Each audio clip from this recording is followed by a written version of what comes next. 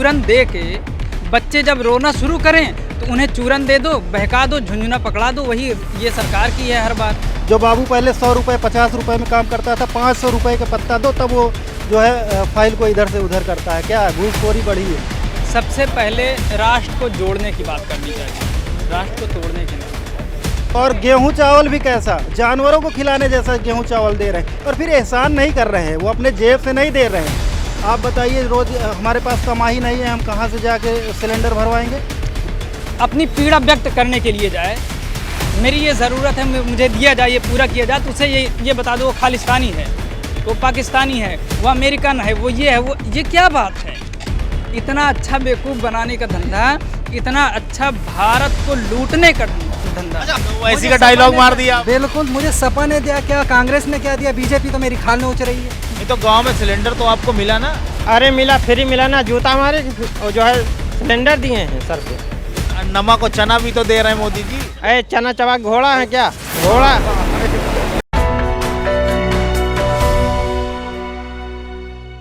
हम इस वक्त सुल्तानपुर में मौजूद हैं। यहाँ पर धीरे धीरे सियासी पारा बढ़ता चला जा रहा है। विधायक जो भी बनेगा उसका रिजल्ट तो कुछ दिनों बाद आने वाला, हालांकि अभी यहाँ पर चुनाव वोटिंग नहीं हुई है, लेकिन जनता पहले ही कहीं ना कहीं अपने प्रतिनिधित्व को चुन लेती है, उसी हिसाब से वो वोटिंग करते हैं। सदन में जाके विधायक कहीं ना कहीं हंगामा और तमाम तरह की चीज़ें करते हैं, लेकिन उससे पहले कहीं ना कहीं सड़कों पर, चाय की दुकानों पर, नुक्कड़ पर जनता जो है अपने प्रत्याशियों को लेकर आपस में भिड़ना शुरू कर देती है, वाद विवाद शुरू हो जाता है। इस वक्त हमारे साथ वही जनता जनार्दन है जो लोग आने वाले वक्त में नए मुख्यमंत्री का मुस्तकबिल तय करेंगे। अब हम उस जनता से ही जानने की कोशिश करेंगे आखिर किधर की हवा चल रही है, किसका रुख किधर है, कौन किस तरफ झुक रहा है और आने वाली सत्ता किसके हाथ में होगी। भाई बहुत बहुत स्वागत है आपका न्यूज़ टाइम नेशन। भाई क्या नाम है आपका? मकसूद अहमद। मकसूद भाई क्या लग रहा है, हवा किधर की चल रही है? भैया आपकी समाजवादी सरकार बनेगी। समाजवादी की सरकार? हाँ, एकदम समाजवादी सरकार बनेगी। नहीं, ये डायरेक्ट आप समाजवादी कोई फोकस कर रहे हैं। भाई प्रदेश में जो सत्तारूढ़ पार्टी बीजेपी है, भाई काम तो बीजेपी ने बहुत सारा किया, उसके बावजूद समाजवादी पार्टी को क्यों लाना चाह रहे हैं? क्या काम किया उसने? कुछ नहीं काम किया, बस खाली जो है कागजों पे काम हुआ है, बाकी रोड पे कोई काम नहीं हुआ, विकास से कोई काम नहीं हुआ है। खाली उन्होंने लोग जनता को परेशान किया है, लॉकडाउन लगा के। इसमें जो है कोरोना में कितने लोग ऑक्सीजन से मर गए, बताए ऑक्सीजन कुछ नहीं था, कोई काम उन्होंने नहीं किया है। अच्छा, आप अगर काम की बात करें तो आपका क्या, किस तरह का नौकरी करते हैं या बिजनेस है आप? हमारा तो भैया बिजनेस है, ट्रांसपोर्ट का काम है, जब एकदम चौपट है, कोई काम नहीं है। गाड़ियाँ पकड़ लेते हैं, 1-1 लाख 2-2 लाख रुपए चालान भरना पड़ता है, उसमें काम कोई नहीं है। नहीं तो पेपर अगर कंप्लीट हो गया, मुझे लगता है शायद चालान पेपर सब कंप्लीट है, ओवरलोड का चालान कर देते हैं, अंडर लोड लेके आओगे तो कोई फायदा नहीं होगा, घर से भी पैसा चला जाता है। अच्छा, तो मतलब ओवरलोड लाना भी मजबूरी है? मजबूरी है, लाना नहीं लाओगे तो भैया पैसा जो है घर से देना पड़ेगा, कुछ बचेगा ही नहीं। तो जो सरकार जो भी आप बनाना चाहते हैं, मतलब सपा के, आप सपा के लोग लेकर फेवर में हैं, तो आप क्या चाहते हैं कि भाई किस तरह की सरकार होनी चाहिए? भाई आप किस तरह का, पर्सनली आप किस तरह का प्रॉफिट चाहते हैं? सरकार ये है कि हम लोग कम से कम कमाएं, खाएं, रोजगार चले, बस यही चाहते हैं और कुछ नहीं चाहते हैं। और ना हम किसी पार्टी से है, ना किसी पार्टी से जुड़े हुए हैं। बहुत बड़ी बात है। भाई क्या नाम है आपका? सरताज अहमद। सरताज भाई क्या लग रहा है, किधर की हवा चल रही है? समाजवादी पार्टी की। समाजवादी पार्टी की। कौन सा सबसे बढ़िया काम लगता है अखिलेश यादव की, आपको लगता है भाई ये काम मुझे बहुत पसंद है, मैं इसी के बिहाफ पर वोट करूँ? अखिलेश यादव ने जिस तरीके से रोजगार दिया था, पुलिस में भर्ती और उसके बाद लेखपाल भर्ती, दरोगा की भर्ती हुई थी, उसके बाद उन्होंने कई ऐसे भी काम किए थे सार्वजनिक काम, जैसे हॉस्पिटल यहाँ पे बनवाया था 5 मंजिला बेड उसका, और उसके बाद बस अड्डा बनवाया था, प्रदेश में स्टेडियम बनवाया जो कि पहला इंटरनेशनल स्टेडियम है। तो इस तरीके से जो है कई काम किए जो अखिलेश यादव ने। 102 100 नंबर उन्होंने किया, जो कोई भी प्रॉब्लम हो 100 नंबर पे। प्रदेश में जो योगी सरकार ने भी तो मतलब भर काम किए हैं कि भाई जनता के बीच, वो बीजेपी भी तो जा रही है कि अपने काम लेके भाई हम फ्री में राशन दे रहे हैं, और शिक्षा व्यवस्था को काफ़ी, ये बीजेपी के हिसाब से शिक्षा व्यवस्था उन्होंने बहुत सुदृढ़ कर दी। तो उन चीज़ों से आप मुतमईन नहीं है? शिक्षा व्यवस्था क्या सुदृढ़ करी? जब स्कूल नहीं खुला तो कौन सी शिक्षा व्यवस्था? पहले मान्यता के लिए जो लोग 50,000 40,000 रुपये देते थे, 1.5 लाख रुपए मान्यता के लिए फाइल के लिए देते। जो बाबू पहले 100 रुपये 50 रुपये में काम करता था, 500 रुपये का पत्ता दो तब वो जो है फाइल को इधर से उधर करता है। क्या घूसखोरी बढ़ी है? कोई काम नहीं हुआ है। और जो आप सड़क की बात कर रहे हैं, विधानसभा में जो, या विधानसभा का जो इलेक्शन है, मुख्यमंत्री लेवल पे कोई काम नहीं हुआ है। जो कोरोना की बात आप कर रहे थे, कोरोना में क्या हुआ, सारे बिना ऑक्सीजन के मर गए, ऑक्सीजन नहीं मिला लोगों को। और 5 किलो राशन की जो बात कर रहे हैं, ये कांग्रेस सरकार जो पहले थी, पहले उन्होंने कर रखा है खाद्य सुरक्षा बिल का 5 किलो। और गेहूं चावल भी कैसा, जानवरों को खिलाने जैसा गेहूं चावल दे रहे हैं। और फिर एहसान नहीं कर रहे हैं, वो अपने जेब से नहीं दे रहे हैं, जेब से नहीं दे रहे हैं। हम टैक्स देते हैं, हम टैक्स देते हैं। और महंगाई आप देखिए, पहले 300 कुछ रुपए का सिलेंडर मिलता था, उसके बाद पहले बेवकूफ़ कैसे बनाया केंद्र सरकार ने हमें, बेवकूफ़ इस तरीके से बनाया, बोला सब्सिडी देंगे। जब सब्सिडी का मामला आया, धीरे धीरे करके सब्सिडी 51 रुपये लाए, 51 रुपये से जीरो कर दिया। 1000 के प्लस में सिलेंडर है रसोई गैस। इन्होंने बिजनेस किया, एक व्यवसाय किया। पहले जैसे जियो का सिम फ्री पहले आया, फ्री में बांट दिया लोगों को, आज 712 रुपये 3 महीने के देने पड़ते हैं, पहले फ्री में बढ़ गया। इसी तरीके से इन्होंने सिलेंडर किया, व्यवसाय किया है। पहले सिलेंडर बांट दिया, उसके बाद अब भरवाने के लिए आज किसी के घर में आप जाएंगे ना, तो सिलेंडर की वो गांव में, ग्रामीण इलाकों में वो पोजीशन है कि सिलेंडर के ऊपर जो है चूल्हा रखा हुआ, क्योंकि उसका यूज ही नहीं है। आप बताइए, रोज़ हमारे पास कमाई नहीं है, हम कहाँ से जाके सिलेंडर भरवाएंगे? उसके लिए भी पैसा होना चाहिए ना। हमें खाने के लिए तो पैसा है नहीं, हम सिलेंडर भरवा के और फिर लकड़ी ढूंढते हैं। ग्रामीण इलाके में देख लिए 70% सिलेंडर आज जो है सिलेंडर के ऊपर चूल्हा रखा हुआ है, वो किसी काम का नहीं है। व्यवसाय तो किया इन्होंने, उसको भी ढंग से व्यवसाय नहीं कर पाए, ये व्यवसाय भी नहीं कर पाए ये। ठीक बात है। काफ़ी नाराज़गी है इस वक्त बीजेपी पार्टी को लेकर। सरकार की जो नीतियाँ थी वो कहीं ना कहीं आम लोगों तक पहुंच नहीं पाई। सरकार ने सिलेंडर बांटा गरीबों को उज्ज्वला योजना के तहत, लेकिन उसका भी कहीं ना कहीं यूटिलाइजेशन नहीं हो पा रहा है। कई नौजवान भी हम उनसे भी जानने की कोशिश करेंगे आखिर उनका क्या मत है, वो किस तरफ झुका हुआ है। भाई क्या नाम है आपका? हमारा नाम सुफियान है। सुफियान भाई क्या लग रहा है, किधर की हवा चल रही है इस बार? देखिए, हवा जो भी चले, हवा तो सबको पता है। अभी इतने लोग हमारे बोल रहे हैं, हमारे साथी हैं, सब लोग हैं, भारत के लोग हैं। यूपी में इलेक्शन चल रहा है, अच्छी बात है। सबसे पहले राष्ट्र को जोड़ने की बात करनी चाहिए, राष्ट्र को तोड़ने की नहीं। ये पार्टी जो वजूद में आई है, जो आज सत्ता में बैठी थी, 5 साल राज किया इन्होंने, सब कुछ किया है। जनता ने इन्हें सर पे अपने बिठाया, बहुत प्रेम से वहाँ तक पहुँचाया, इसलिए कि इन्होंने वादा किया था कि हमें रोज़गार मिलेगा, हम आपको रोज़गार देंगे, आप आगे बढ़ेंगे। और रोज़गार के नाम पे इन्होंने किया क्या? धोखा। इन्होंने बनाया है, इन्होंने किया है, धोखा दिया है, चीटिंग किया है, लोगों को लाठियाँ खानी पड़ी हैं।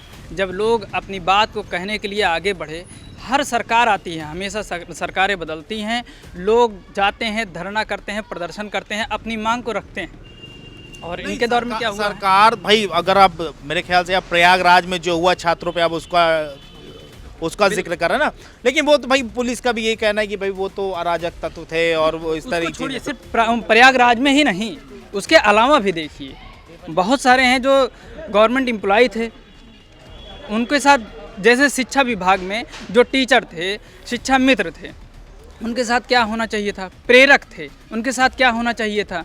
आज देखिए, लखनऊ में जाके देखिए, प्रेरक का प्रदेश अध्यक्ष लखनऊ में पड़ा हुआ है। ऐसा लग रहा है वो अब जान निकले तब जान निकले, आमरण अनशन पे है, कोई सुनने के लिए तैयार नहीं है। आप क्या करते हैं?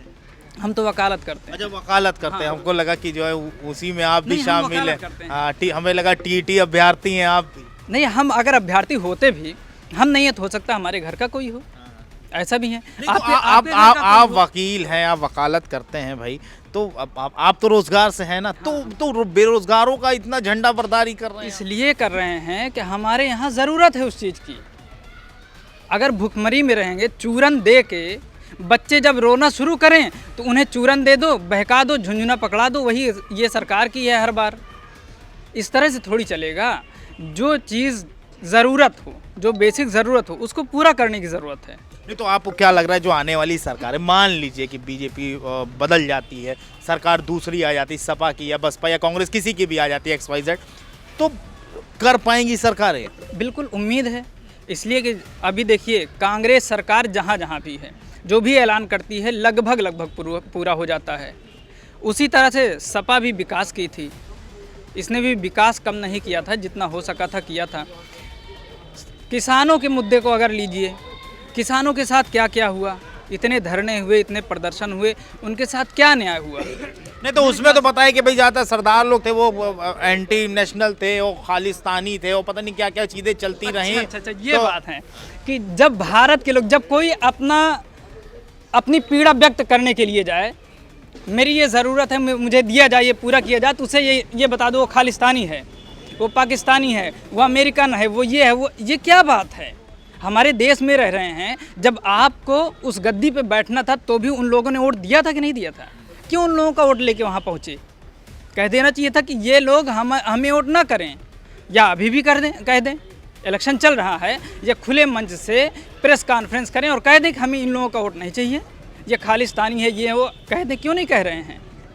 जब वो मांगने जा रहे हैं, जब वो जनता के दर्द को बयां करने जा रहे हैं, तो खालिस्तानी हो जा रहे हैं। और फिर जब इनको ज़रूरत पड़ रही, फिर आइए भाई, आप हमारे हैं, आप हमें सपोर्ट करिए फिर से। मतलब आपके हिसाब से सरकार भी ज़रूरत के हिसाब से लोगों को मैनिपुलेट करती चली जा रही अरे है। बेवकूफ़ बनाने का धंधा है इन लोगों का, और कुछ नहीं है। इतना अच्छा बेवकूफ़ बनाने का धंधा, इतना अच्छा भारत को लूटने का धंधा। अच्छा, आप वकील हैं, इस वक्त भाई कचहरी में भी चर्चा हो रही होगी, अगर कोर्ट के अंदर की बात करें तो वकीलों का रुझान किस तरह?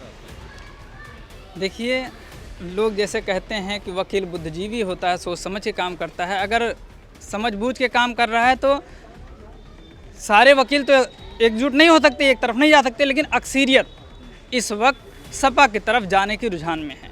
अगर दूसरे नंबर पे कहीं जाएंगे तो कांग्रेस की तरफ है।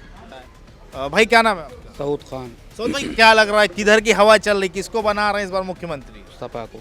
सपा को बना रहे हैं। सत्ता परिवर्तन क्या बहुत जरूरी है। क्या खासियत लग रही सपा की? अरे सपा के राज में जो था वो इसके राज में थोड़ी ना है। किसान मर रहे हैं, खेत उनका गाय भैंस ये आरोप लगता है तो भाई अब सपा ही झंडा बरदारी कर रहा है। अमूमन ये कह दिया जब भाई सपा में तो सिर्फ जो है माफियाओं का राज हो जाता है, थानों में जो है एक जाति विशेष को भर दिया जाता है, और मुसलमान कहीं ना कहीं जो है दबंगई पर उतर जाते राज हैं। में भी है, कहा माफिया नहीं है, कहा जाति विशेष तो जात विशेष के हिसाब से, जात विशेष के हिसाब से इनको माफिया जो है इनके हिसाब से जेल में है, बाकी तो सारे माफिया बाहर ही चल रहे हैं ना। आप बताइए। जातिवाद नहीं तो अगर ऐसी कौन सी ऐसी चीज़ है जो बीजेपी की गवर्नमेंट में आपको पसंद नहीं है कि भाई जैसे इस वक्त सत्तारूढ़ पार्टी है, अपने हिसाब से देखिए हर सरकार कुछ ना कुछ करने की कोशिश करती है ताकि जनता तक वो पहुँचे, भलाई की अपनी योजनाएं चलाती। अब वो पहुँची नहीं पहुँची वो सेकेंडरी चीज़ है। तो ऐसी कौन सी ऐसी योजना या ऐसा कौन सा नियम है जो आपको खलता है कि भाई ये नहीं होना चाहिए था? महंगाई चरम पे है, बेरोजगारी एकदम खत्म पे है। खत्म है, बेरोजगारी बहुत ज़्यादा बढ़ गई है। आप क्या काम करते हैं? बेरोजगार हैं। बेरोजगार हैं, ये भी अपने आप में बड़ा काम है। नहीं, ये सरकार की देन है। ये भी आपका बड़ा काम है भाई, बेरोजगार। नौकरी चली गई। बेरोजगार हैं, नहीं, जब रोजगार में थे, जब बेरोजगार नहीं थे तो क्या थे? कुछ नहीं, बेरोजगार हैं, भी कहाँ रोजगार तेरे लगे। मतलब पहले कुछ थे, अभी रिसेंटली बेरोजगार है, पहले ही तो बेरोजगार? पहले पढ़ाई कर रहे थे और क्या। पढ़ाई कर रहे थे और रोजगार नहीं लगा। तो किस चीज़ की पढ़ाई की है? ग्रेजुएशन कंप्लीट है। ग्रेजुएशन कंप्लीट किया। तो किस ट्रेड में जाना चाह रहे हैं, क्या ट्राई किया और कहाँ पे असफलता मिली, क्या सिचुएशन पे थे, इसके बारे में कुछ बताएं। पढ़ाई भी बहुत ज़्यादा नहीं की है। नहीं, किस ट्रेड में जाए इंसान, जाए जाने तो कहाँ जाए, वही सबसे बड़ी दिक्कत तो यही है ना। सारे कल कारखाने जितने थे जो सरकार के पास थे वो सब बेचते चले गए, कुछ रहा ही नहीं, तो लोग जाएं तो कहाँ जाएं? जिस चीज़ के लिए जहाँ लोग रोज़गार ढूंढने के लिए जाते, यहाँ इस विभाग में हम चले जाएं, रेलवे है यहाँ चले जाएं, वो भी बेचने की तैयारी, बेचना शुरू।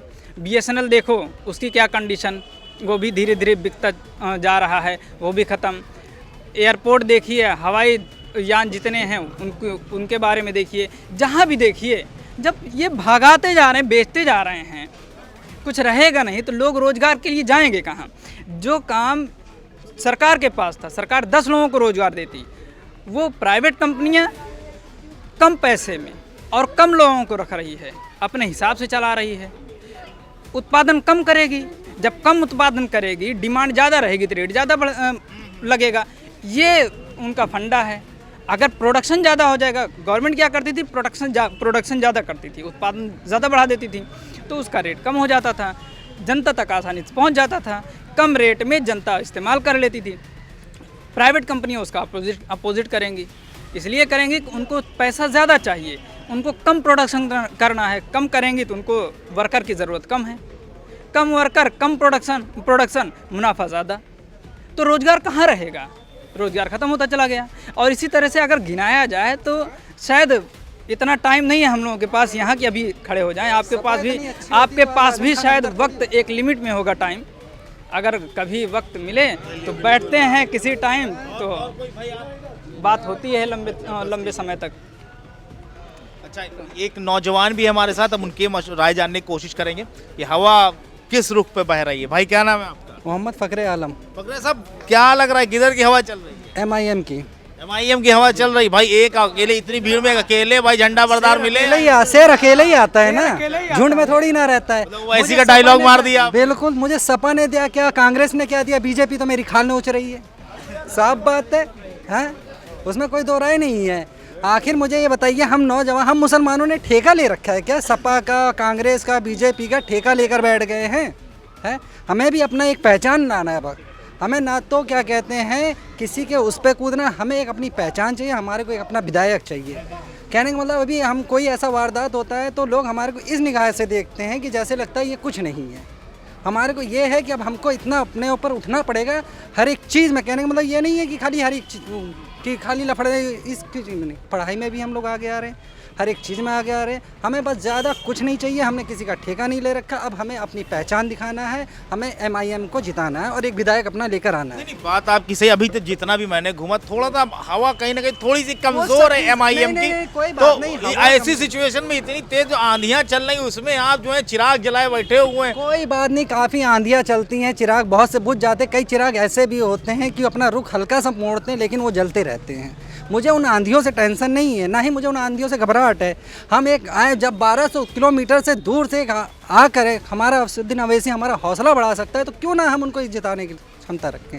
हाँ, 2% सिख एक सेंट्रल में लेके एक मुख्यमंत्री बना सकता है, हम तो 20% है, क्या हम एक CM नहीं बना सकते हैं? मतलब पूरी ओवैसी वाला बिल्कुल एकदम आपने समझ नस नस में ओवैसी को बसा रखा है। मतलब बहुत कायदे से मुतासिर हैं वो ओवैसी को लेके। अब ये बताइए, जैसे ओवैसी पर जो है कई बार इल्ज़ाम लग जाता है भाई वो बीजेपी की बी पार्टी की तरह काम कर सके। चुनाव से आए पहले ओवैसी कई ऐसे बयानात आ जाते हैं भाई वो हिंदू मुस्लिम के बीच में लाइन खींच देते हैं, तो ये इसे लेके नौजवान कैसे इतना अट्रैक्ट हो सकते हैं ओवैसी? मुझे बताइए, बीजेपी वाले कौन सा यहाँ खीर देते हैं? वो खीर तो देते नहीं है। उनकी बोली, संबित पात्रा जी की बोली सुन लीजिए तो आग, कहने का मतलब आग से बढ़ के आग लग जाती है। लेकिन हमें उनकी बोलियों से नहीं मतलब, हमको उनको काम से मतलब है।